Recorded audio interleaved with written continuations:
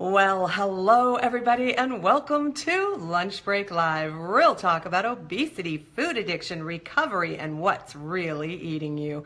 I am Carrie De La Cruz here with you on a Monday and just checking to see, it says I'm live. Let's see who's with me right now. So far, I'm not seeing anybody showing up and I don't want to get too far into this if I'm not. There we go, there's my mom. You know, well, I'll tell you about that later, but let me just say it's really funny that the number of times on prior programs that I've been talking to myself and I wasn't live when I thought I was. So thank you guys for being here. I'm really, really happy that you're here. Let me begin the show by saying I had no idea what I was going to talk about today. And I went out and I asked you guys what you wanted me to talk about. And some of the subjects that came up are of course, pressing. They are so very common. I mean, these are the things that we wrestle with. They're things that eat us up, you know, things like binge eating, eating, mindfully. Let's see, there was finding healthy alternatives to eating, stuff like that, or, finding ways, things you could do instead of turning to food, stuff like that. And these are really good things. And honesty, another really good one, being honest with yourself, not making excuses, not rationalizing, stuff like that. And so I realized, in thinking back on a lot of the prior shows, I have covered lots of these topics in lots of different ways. And so part of me says, well, I don't want to say the same thing again, but I also don't want to say something contrary to what I might have said before. So I started doing this crazy project a couple of hours ago where I decided I was going to create a spreadsheet of all of the programs that I've done so that I have subject matter, date, the title of it, stuff like that. And wow, I mean, that's a lot of work, you guys, because I mean, there's over like 130 shows. So a lot of work there, a lot of ground covered. And the funny thing was, what kept coming up to me even before today was this idea of the power of memories. They are so very powerful. And this is a very broad topic, one which I cannot cover in just this minuscule little 20 or 25 minute block of time. Can't do it justice. But I will tell you, I've been nibbling around the edges of what's eating me. I guess that's what I would say about these memories, because they're so very powerful. And you know what? Memories can eat us up. So I just dashed off some notes as ever, and I think you guys will share some feelings or some thoughts about memories, and maybe you'll have some of your own, of course, because that's the wonderful thing about memories is they are unique to each of us. So memories, I think in a nutshell, if I were just going to kind of break it down, I would say they could be sweet, they could be bittersweet, they can be shameful, they can be painful, and they can also be hurtful. Do you guys agree with that? That's just kind of a rough sort of categorization, right? Sweet, bittersweet, shameful, painful, hurtful. These are memories we're talking about here, right? So let me put my glasses on, do it justice here. All right, now, when we're talking about treating obesity, we have really strong memories with food, right? I mean, obviously, I think for a lot of us, our worlds revolved around food. And how much of that do we really remember? That's the amazing thing. See, that's what tags into this whole mindfulness thing. How often were we even present for the times that we spent with food? I mean, considering how much time we spent with it and maybe still spend with it, it's amazing that we don't remember more, don't you think? So the point is the memories with food run the gamut of emotions, right? So like, think about it. Okay, sweet. Oh, I'm remembering our wedding. Oh, remember the wedding cake? Oh, that's so sweet. Or maybe painful if you're divorced. Right? Same memory, but they take on different emotions now. But over time, don't we often plug into that feeling that we had in that moment? We go right back to that place. It's like we are reliving it. We are in that moment. How about this? Thanksgiving dinner.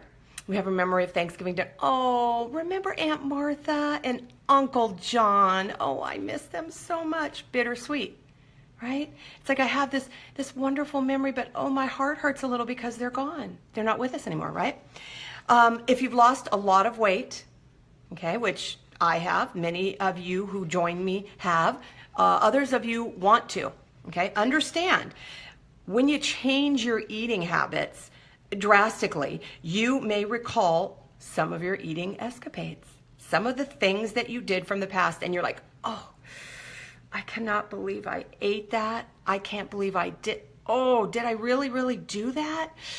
Oh my gosh, right? And you wince, you're embarrassed. But in the moment when you were over there, maybe you weren't, because why? Maybe you didn't know better, or you weren't present. You weren't even present when you were doing those things. Maybe you were binging and you were gone, binge vacation, woohoo, right? Not even present. But now when you think back on it, ooh, shameful, right? When you think about it. All right. So why are the memories so strong? I mean, how can they have so much power over us? Well, I think it's because they involve all of our senses. I mean, especially when we're talking about food, we've got taste and we've got smell, certainly. And then we've got sight, how it looks, feeling, oh, how it feels being with all the people that were around us when we were eating it, or how we felt when we got to sneak off and nobody knew we were there, having a little quiet moment, right? And of course, hearing. Right? Hearing the sound, the sights, the sounds, the everything, the ambiance, the atmosphere, everything that was going on in that moment when you were eating. So you're locked in. You're locked and loaded with those memories that surround food. Okay. So what happens when you radically alter your eating behaviors and you're back with the family that you have? Sorry, someone walked in my mouth. You're back with the family that you have so many of those memories of eating with, right? And how do you feel? Do you feel wistful a little bit? Do you feel pained? Like this is painful for me because now it's different. I'm not doing what I did then. I'm a little lost, right? I'm shameful. I remember how much pie I ate then. Oh gosh, right? Or the people that are around you that used to eat with you aren't there anymore. Like, okay, maybe your mom's gone. And she used to make certain meals, certain dishes, and they're not there anymore. Oh, there's so much pain. But remember, this is now, not back then. And yet, we're drawn, we're pulled to that place, and we are feeling those feelings, aren't we? Well, what do? Well, if you have sweet memories, okay, you want to go back to them. You just want to go back there for a little while, and the fastest way to get there is with food. Oh, I remember this. I remember how that tastes. Oh, I remember, grandma's pie. I remember grandma's crumb cake. Gonna eat that. So that I can go back and have that happy, sweet memory, right? Okay. Now, psychologists talk a lot about memories. I am not a psychologist, not even this much, okay? And if you look up things like memories, oh my gosh, there are pages and pages and pages of all these different types of memories and all of this stuff that can go on with your thinking and blah, blah, blah. So I am really, when I talk about eating around the edges, I'm just going to big picture on this one from my perspective, okay? You will not see this written in any textbooks unless I write about it, and then it wouldn't be a textbook, it'd be a fun book. But anyway, here's the point, all right? They talk a lot about the memories because aren't we really the sum total of our memories? I mean, isn't the person that we are right now a result, like the totality of our memories, the things that happened to us, dates, people in our lives. So faces, events, experiences, right? Those are all memories. And that is what makes us who we are today, is those memories. So I would never say not to go back to memories or that we don't need them, because I believe memories are what make us who we are. Guess what? The food memories really, really for a long time maybe defined us, and maybe still do. Maybe they're still tugging at us. Maybe they're still eating away at us. Okay, the food memories. Well, when we are deeply affected by a memory, it's like we're reliving the moment, okay? And that involves feelings. Feelings. We feel as if we are there again. So if we remember something embarrassing, how do we feel? Oh my gosh. Totally embarrassed, as if we were there all over again, right? It's like we're wetting our pants in front of the whole world all over again. We feel it exactly. Have you ever done that? Yeah, I know I'm not alone. Maybe you remembered something that you did that you can't believe you did, you know? You're like shocked and you're like in disbelief. You're like, I still can't believe I did that. Oh my gosh. Or, oh my gosh, I can't believe I did that. I wish I had not done that. All right. Undo. Okay. Do over. I mean, there are moments where I'm just like, okay, yeah, delete. Just like, let's forget that one ever happened. Right. But again, we are the sum total of our memories and our experiences and the things that happen to us, right? What we remember, I think, really shapes who we are on our conscious level. And I think sometimes what we don't remember helps to shape us on our subconscious level. And sometimes that's the stuff that eats us up and we don't even know it. And that's the stuff of therapy, people, not me. Anyway, there's something that's also called false memories. And I thought this was very cool because it's very true. And I'm not talking about like past lives or implanted memories. I'm not talking about, hypnotherapy, nothing like that. What I'm talking about is what we do with memories over time. How we modify the memories over time so that they become more palatable to us. Okay? So I don't know about you, but like when I think back on some of my first loves, they are just sweet memories. I do not remember the fights. What was it that motivated me to break up with them? It had to have been something really, really bad, yet I don't feel that thing anymore. I really, really don't. Nope. They're just sweet. Oh, that young love. Oh, the carefree, fun-loving. Oh, that was so sweet. Unless it was a horrific relationship. Okay? If it was a bad relationship, you betcha. That's a lot of what I still want to remember, right? Oh, I remember that. Oh, I remember that. And over time, yeah, the emotion, the raw emotion, maybe the hurt, over time, that can diminish. Depends on the severity. Depends on what was going on there. Was there abuse? Was it just bad? Destructive? What was it all about? And I think that's where it's kind of important. I wrote this note. I'm not talking about what was done to you. I'm talking about what was done by you. That's a big difference, okay? Big difference to the content of today's talk. Not what was done to you, what was done by you. Okay, those are the memories that I'm wanting to plug into today. Those are the things I'm talking about, all right? And so at some point in time, those memories of the things that we did, we were responsible for, whatever, they can sweeten over time. That we file the sharp edges off of them and we kind of forget the hard stuff, the bad stuff, the stuff that hurts so much. And so they don't have the same pain that they had when they were fresh, right? Do you guys agree with me? Okay. What happens when you cannot sweeten the memory and it keeps coming back? It keeps coming back. It keeps coming back. It's like haunting you. That's what I call it. Your memories haunt you. I think it happens for a reason. I really, really do. Not always, but I think a lot of times, especially again, when we're talking about things we did or we were a part of, not things that were done to us.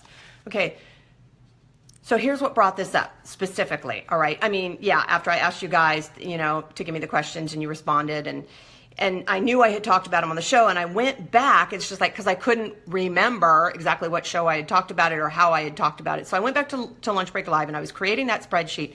And when I was watching, I've been doing this show for 6 months. Okay, so you think it hasn't been that long ago, but in hair years, it has just been a lot of time. And I winced. There were a couple times when I was watching it where I was like, oh my gosh, look at my hair that day. Oh my God, look how many wrinkles I had that day. Look at my lips. They were all over my face.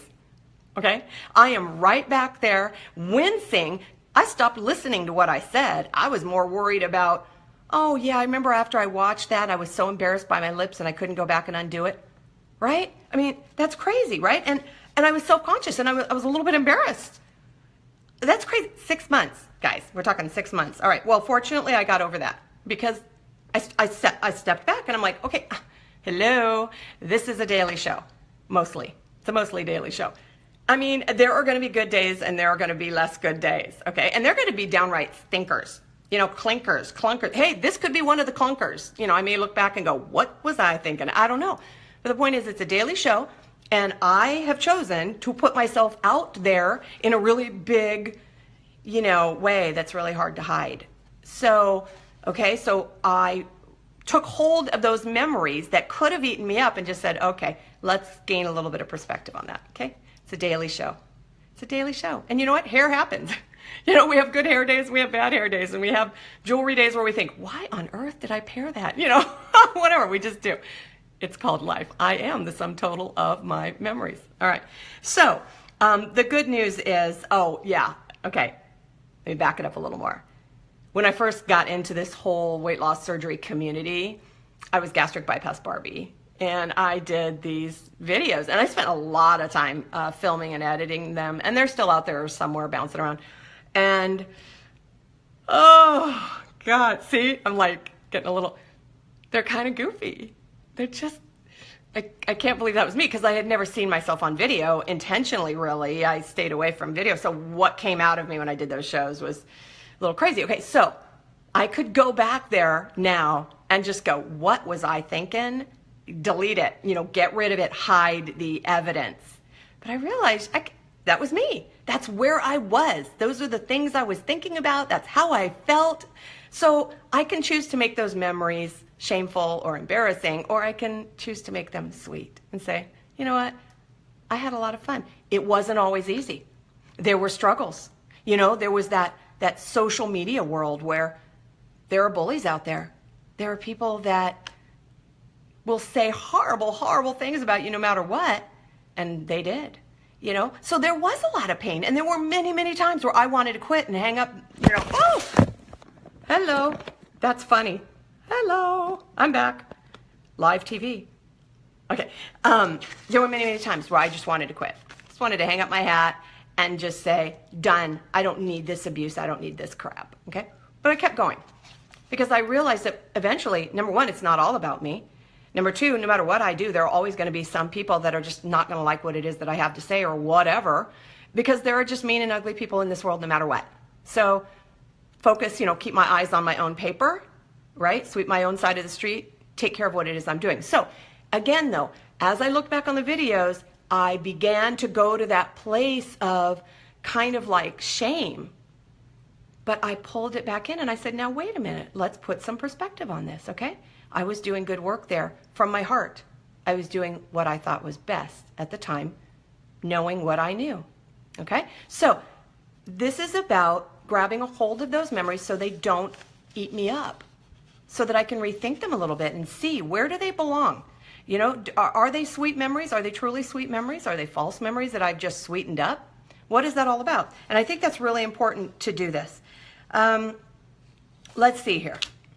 What happens with our food memories? Because again, I take you back to the beginning of the show, oh so long ago. Food memories, very, very potent, very, very powerful. I have a lot of false memories about food, a lot of them. Of course, I try to remember eating events in a good way. I don't remember getting sick. I don't remember overeating and feeling stuffed, after Thanksgiving. I certainly don't remember being ashamed, not in that moment. I don't remember, here's the thing, unless I stop and think about it long and hard, the food memory, like when I first look at that pie or whatever, what comes to me is, oh, I remember how good that is. I remember the times I ate that. Oh, that was so good. That was so sweet. But when I stop and think about it, I remember now how miserable I felt, ashamed, lonely, adrift, hopeless. Yeah, those are actual memories around the food, not the false memories that say, oh, I remember how good that was, because it did not have a good effect on me at all. It certainly didn't address the stuff I was trying to feed, and it just made me feel worse. Something I've conveniently blocked out. Isn't that interesting? And it's easy to say I don't remember those things when I look at a box of Girl Scout cookies, but if I stop and think about it for a minute, I realize I would consume the entire box of Thin Mints in one day. And how did I feel about myself? I was mortified. I was embarrassed. I felt so out of control and so misunderstood and so worthless because no one could possibly understand why anyone would do what I did. There are two ways to look at these things. I can look back at the popcorn and the pizza and all the smells and say, oh, I just remember fondly And if I do that, it's going to make me want to go back again and eat the pizza and eat the ice cream and eat the cookies and the things that I know what those lead to. Or I could stop and I can go, nope, remember? Do you remember the pain that was associated with, again, what the heck? Sorry, guys. It just wants to pitch forward. I can remember the pain of, or what I was trying to feed, or the inadequacies, or how badly I felt about myself, okay? I could choose to remember that, and if I do that, I'll say, I don't want that anymore. See, because number one, I don't feel that way about myself anymore, so I don't need to feed that because that's not eating me up anymore. And number two, I can remember very clearly now that when I ate that stuff, oh, no, that did not lead to the good feelings that I conveniently have put in place of all of the painful feelings. See? So this requires thought. This requires stepping back and I'm going to say like facing the memories head on and remembering them as they really, really were, not as we want them to be or not as we don't want them to be. Let's see. Oh, yeah. So I might be able to remember food fondly, but pictures. When I see pictures of myself, I'm right back there. I feel all of those things that I felt, this is before I lost weight, before I began to live in recovery and, before I had any self-worth or any value. And I look back and I remember, I see the pain in my eyes. I remember every thought I was having. I remember my triple chin and my big butt and my fat arms. And that's all I could remember. I was absorbed, totally consumed by the horror of how I looked. Okay. So those memories, when I look at those pictures, I work hard now to say, look, I wasn't present myself in those pictures. I was anywhere but there. But the people that were around me, I want to remember the people that were around me, the people that didn't know what I was thinking. They didn't know what was going on in my head. All they knew was that they loved me. Okay? That is what I strive to do, to take the pain out of those pictures and say, yeah, I wasn't there for those things. And guess what? I can be there for those things now. Now is my chance to be present so that when I look back on this memory, I could say, I was there. I remember now. I was there. Do you see what I'm saying? Let's see. I guess, I don't have answers for you today, by the way. I mean, I really don't. I'm kind of working through this with you. I'm kind of processing with you.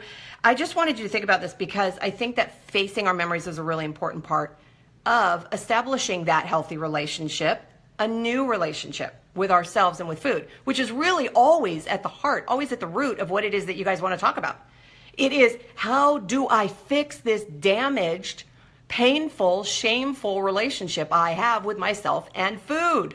We have to look at those memories of the things that we did, the things we were responsible for, and we have to figure out where those things fit. It takes time and it takes courage. This doesn't happen overnight. It's not always permanent. Sometimes those, things come back to haunt me where I'm just like, oh, and then I go, wait a minute. Stop it. Don't go there, Carrie. Just drop it. You don't need to do that anymore. It's okay. You were who you were. Okay. That's it, right? I still have to process through it. And sometimes we don't want to relive this stuff. Oh boy, we do not want to relive it. We don't want to go back. Certainly not, but I think if we do it, then we can address it and we can deal with it so we don't have to feed it. That's why I think this is so important, okay? Yeah, I know sometimes it really, really hurts. Sometimes it's painful. We don't want to. It's shameful, whatever. But I think we can suck those negative emotions out of those memories if we face them, if we address them, all right? Anyway, here's like a little anecdote. Last night while I was forcing myself to go to sleep an hour early because we had the time change and everything, and I was like, okay, time to go to sleep at 7:30 or whatever the heck it was. All right, my mind started to wander. Okay, it started to wander back to memories in my not so distant past. And, I started to feel the shame again. I started to feel the undo, make it stop. And I thought, no, you know what, Carrie? You did what you did. That's it. Can't undo it. Most people probably not thinking about it today, and if they are, they have bigger problems. There's no reason to live there. You live here now, Carrie. You don't live there. So it's okay. It happened. All right. You're here. You don't need to do it again. Okay? So I changed. the emotion that I had surrounding a lot of those events from my not so distant past. And really, it kind of goes like this. Hey, Carrie, you were who you were, right? No arguing that. You were who you were. And you were doing what you knew.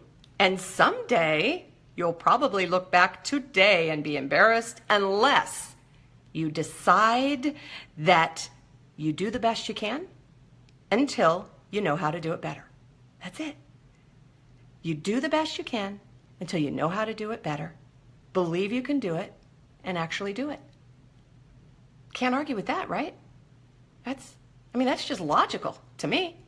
And so that's where I left it. And guess what? I fell asleep and I slept quite soundly. Thank you very much. Left the memories on the nightstand. So anyway, these days, I guess what you could say is I work really, really hard to go back and listen to the 45-year-old me and the 40-year-old me and even the 12-year-old me. And I listen to what it was that she was trying to say, even if she didn't do the best job of it. I go back and I listen to her. And then I remind her, hey, you're a work in progress. You're worthy of every good thing, especially love and respect and understanding and forgiveness. And that's a really good feeling. And I guarantee you that changes those memories. It really, really does. It takes the sharp, painful, shameful edges off of them. So if I don't address those, they're very, very real memories. Well, the ones about food, right? If I don't address those, and the ones that aren't about food, well, I'm going to fill them. That's what I'm going to do. I'm going to fill them with false memories so I can cope, so I can deal with it, because the reality is just too big for me, right? So what am I going to do? I'm going to fill it with something false that I can live with. And they're going to be so sweet, I'm going to go right back and want to eat them again. That's how the food fits into this picture, okay? When I can't cope, what do I want to do? I want to go back to the thing that is now a false memory that I believe I know, that food always made me feel better. That's a false memory, guys. No, it didn't. It did not make me feel better. And you know what? The reality is a lot of us say, oh, I take it so that I'll get numbed out. Didn't numb me out at all. Oh, no. I still felt it. If anything, it was like putting a magnifying glass on it. Oh, yeah. It hurt far more. That whole numbing thing never worked for me. That was a lie. But I wondered why it didn't numb me. So I had to eat more. That's the truth. So today someone asked me what they could do in place of eating. And here's what I think. I could tell you to go for a walk or knit socks or drink more water or physically do something healthy, which you told me not to tell you. Or I could tell you to stop and ask yourself why you want to eat right now in the first place. Okay? What is this all about? Is this situation reminding you of something from the past that you are now feeling and want to feed? Maybe it's something unpleasant or shameful or painful, right? It's really deep stuff. I get it. It's way too deep for someone like me to help you with. And again, that is where a therapist comes in to play, because they are, infinitely qualified to work through this stuff with you. But this stuff eats you up, and you feed it. You don't need to be afraid of it. I would just rather know what I'm dealing with, and that's where therapy comes into play. So I would really, really encourage you that if you guys find yourselves, really pained by your memories and just not knowing how to move forward and feeling stuck, you know what? Talk to a therapist. I think it's really, really good, because they're going to help you address things like memories.